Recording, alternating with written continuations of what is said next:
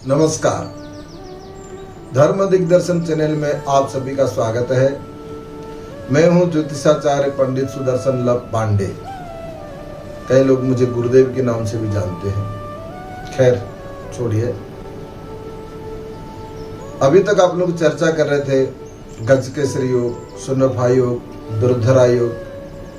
आज हम चर्चा करने जा रहे हैं केमुद्रुम योग। ये केमुद्रुम योग की क्या परिभाषा है, कैसे बनता है कुंडली में, इन सब विषय को हम चर्चा करेंगे। देखिए, केमुद्रुम योग यदि चंद्रमा के दोनों ओर कोई ग्रह ना हो तो ये योग बनता है। उसके आगे या उसके पीछे कोई ग्रह ना हो। और इसका फल क्या होता है? जातक हमेशा गंदा रहता है, म्लेच्छ टाइप का रहता है और दुखी रहता है और अनुचित काम करने वाला होता है, जो काम निंदनीय है, और गरीब होता है और दूसरे पर हमेशा निर्भर रहता है। दुष्ट प्रकृति का भी रहता है, कभी कभी ठग, जैसे इसको कहते हैं, ठग करने वाला, ठगने वाला।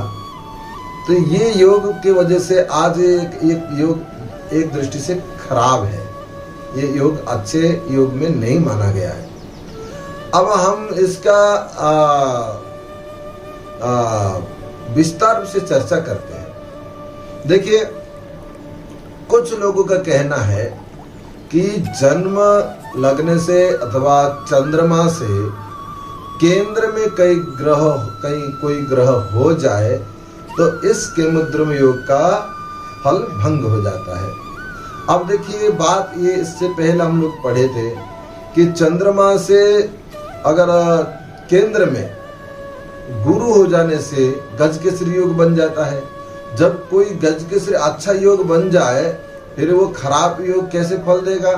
तो इसी कारण में से इसका ये सूत्र के आधार पर यदि चंद्रमा से केंद्र में कोई ग्रह हो जाए, शुभ ग्रह हो जाए या बृहस्पति हो जाए तो वह भंग हो गया, गजकेसरी योग बन गया। अगर कोई और भी ग्रह हो तो उसका ये ग्रह भंग हो जाता है। ऐसे कुंडली में बहुत कम देखने को भी मिलता है। और कुछ लोगों का मत ये भी है कि नहीं, वो कहते हैं कि केंद्र से मतलब बन जाता है तो ये लग्न कुंडली के आधार पर है, परंतु नवांश कुंडली के आधार पर भी अगर चंद्रमा से केंद्र में कई ग्रह हो जाए तो भी भंग हो जाता है। परंतु ये सामान्यतः स्वीकार्य नहीं है, क्योंकि नवांश कुंडली के अनुसार इस योग का निर्माण नहीं हुआ है। हम ज्योतिष शास्त्र के अनुसार जो ग्रह जिस भाव से संबंधित करता हो, जिस भाव का, जिस चक्र के बारे में चर्चा किया गया हो, उसी चक्र का ही स्वीकार करना चाहिए। अपने एक्स्ट्रा गणित लगा के ये बात कहना मैं अच्छा नहीं मानता हूँ।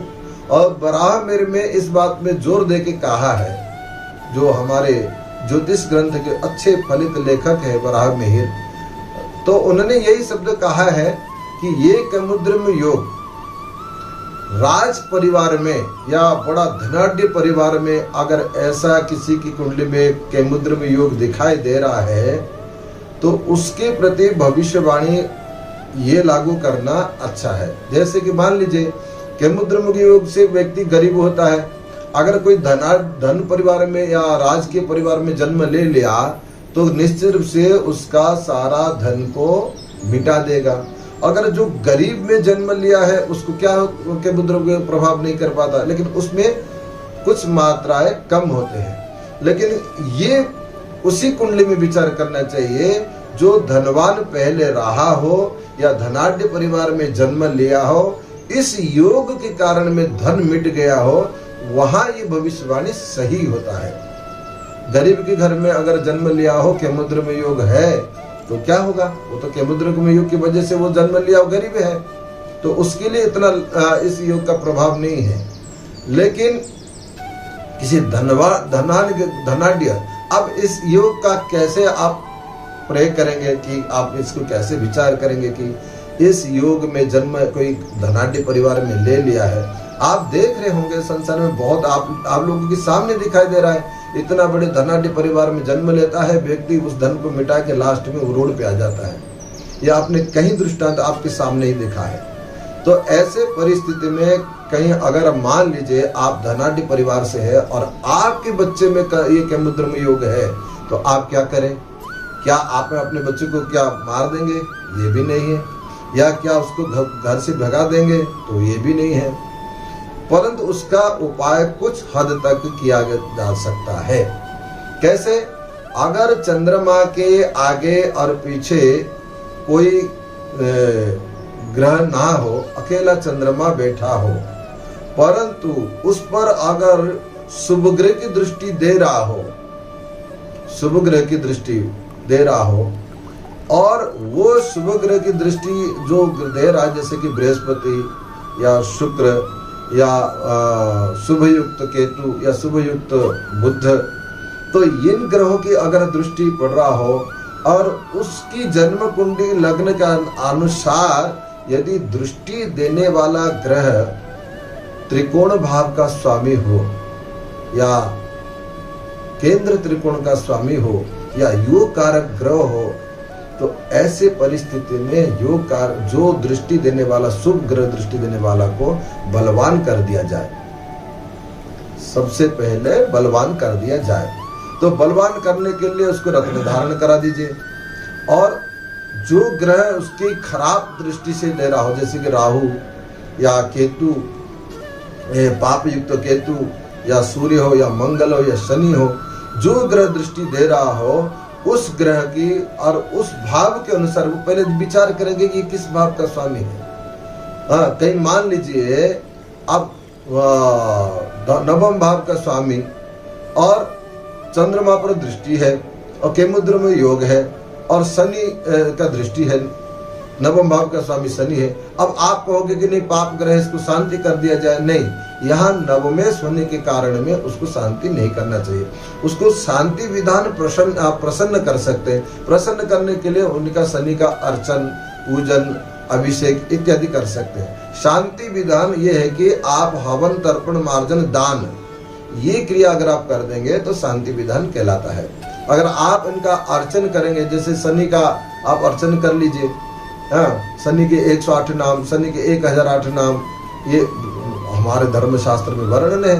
आप इस प्रकार का करके उसका आप उपचार कर सकते हैं, तो काफी हद तक आपका केमुद्रम योग में जन्म लेने वाला बालक आपका धन को नहीं मिटाएगा, ना वो दुराचारी होगा और ना कहीं वो इस प्रकार के ठग इत्यादि जो कहा गया है वो नहीं होगा। दूसरा सबसे बड़ी उपाय है, अब अगर केमुद्रम योग किसी का हो तो उसको बचपन से किसी गुरु परंपरा में जुड़ा दीजिए, जो धर्म और आध्यात्मिक ज्ञान के माध्यम से वो पाप कर्म दबा रहेगा। क्योंकि धर्मशास्त्र में कहा गया है जब किसी का तमोगुण वृद्धि हो रहा हो उसको सत्व गुण को बढ़ा देना चाहिए। तो सत्व गुण कैसे वृद्धि होगा? या आध्यात्मिक कर्म से। आध्यात्मिक कर्म का ज्ञान कैसे मिलेगा? बिना गुरु से नहीं मिलेगा। इसलिए उसको किसी गुरु परंपरा या किसी गुरु से उसको दीक्षा दिला दिया जाए तो केमुद्रम योग धीरे धीरे उसका परिणाम कम हो जाएगा और बालक आपका सुरक्षित रहेगा। इस प्रकार आज हमने केमुद्रम योग का चर्चा किया है। फिर हम दूसरा एपिसोड में आएंगे कि एक योग बहुत बड़ा अच्छा योग है, चंद्र मंगल योग। ये योग 2 प्रकार के फल देते हैं। अगर इनकी स्थिति अच्छी हो जाए तो ये धनवान बना देते हैं, अगर स्थिति बहुत बेकार हो गया तो उसको मिटा देते हैं। हम अगले एपिसोड में चर्चा करेंगे कि चंद्र मंगल कैसा होता है।